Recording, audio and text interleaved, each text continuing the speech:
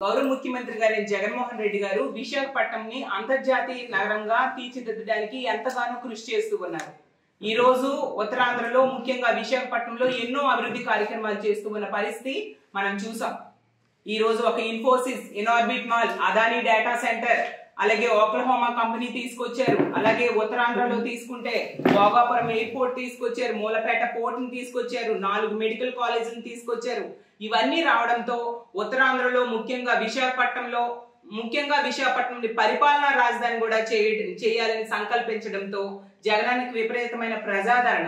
ప్రజలు మన సిద్ధం సభకి తండోపతండాలుగా తరలి వచ్చి జగనానికి తమ మద్దతు తెలియజేశారు. 2024లో ఖచ్చితంగా మళ్ళీ జగనాన్ని ముఖ్యమంత్రి చేయడానికి ఉత్తరాంధ్ర ప్రజలందరూ సిద్ధంగా ఉన్నారు. దాన్ని చూసి ఓరవలేక చంద్రబాబు నాయుడు గారైనా అతని తోక పత్రికలైనా ఇష్టం వచ్చినట్టుగా రాస్తూ ఉన్నాయి. ఈ రోజు ఈనాడులో అబాండాలు లేనిపోనివన్నీ కూడా మా వైఎస్ఆర్ కాంగ్రెస్ పార్టీ నాయకుల మీద, భూ కబ్జాల మీద ఈనాడు పత్రిక రాసింది. దాన్ని తీవ్రంగా ఖండిస్తూ ఉన్నాం. భూ కబ్జాలకి పెట్టింది పేరు తెలుగుదేశం పార్టీ నాయకులు.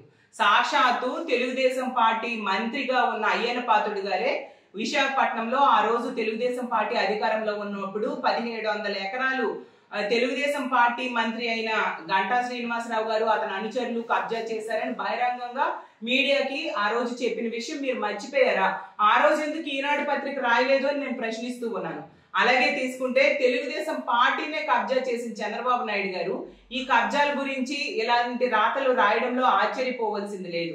కానీ రామోజీరావు గారు కబ్జాలకి ఆది గురువు ఎవరైనా అంటే, ఈ రాష్ట్రంలో ఎవరైనా కబ్జాలకు ఆది గురువు ఉన్నారు అంటే అది రామోజీరావు గారని చిన్న పిల్లాడిని అడిగినా చెప్తారు.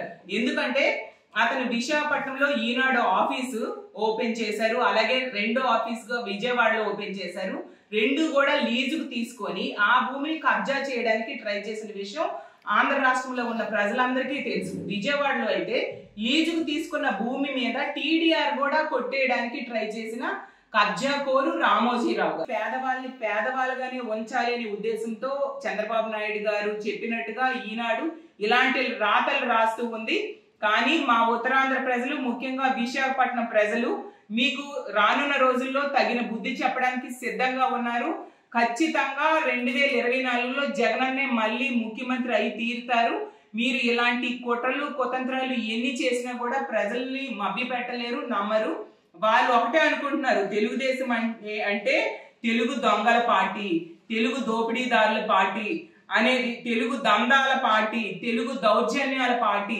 టీడీపీ అంటేనే తెలుగు దౌర్జన్యాల పార్టీ అనేది ఈ ఆంధ్ర రాష్ట్ర ప్రజలు ఫిక్స్ అయిపోయి ఉన్నారు. కాబట్టి ప్రజలకి సంక్షేమాన్ని ఇవ్వాలన్నా, అభివృద్ధి చేయాలన్నా, ఒక పరిపాలనా రాజధాని తీసుకురావాలన్నా, ఒక మెడికల్ కాలేజ్ తీసుకురావాలన్నా, ఒక ఇంజనీరింగ్ కాలేజ్ తీసుకురావాలన్నా, ఒక ఉద్యోగం ఇవ్వాలన్నా, ఒక ఇండస్ట్రీ రావాలన్నా అది ఒకే ఒక్కరి వలన అవుతుంది. అది జగన్మోహన్ రెడ్డి గారని ఆంధ్ర రాష్ట్ర ప్రజలు ఫిక్స్ అయి ఉన్నారని తెలియజేసుకుంటూ, మీరు ఇలాంటి కుట్రలు పన్ని ఎలాంటి రాతలు రాసినా ఈ రాష్ట్రంలో ఉన్న ప్రజలు, ముఖ్యంగా విశాఖపట్నం ప్రజలు నమ్మరు.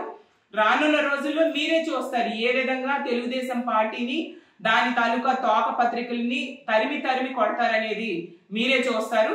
కాబట్టి ప్రజలకి ఉపయోగపడేట్టుగా ప్రభుత్వానికి సలహాలు ఇవ్వడం చేయాలి, కానీ ఇలాంటి తప్పుడు రాతలు రాయొద్దు. ఖచ్చితంగా ఇంకోసారి కనుక రాస్తే మాత్రం దీని మీద తగు చర్యలు తీసుకోవడానికి సిద్ధంగా ఉన్నామని తెలియజేసుకుంటూ సెలవు తీసుకుంటున్నాను.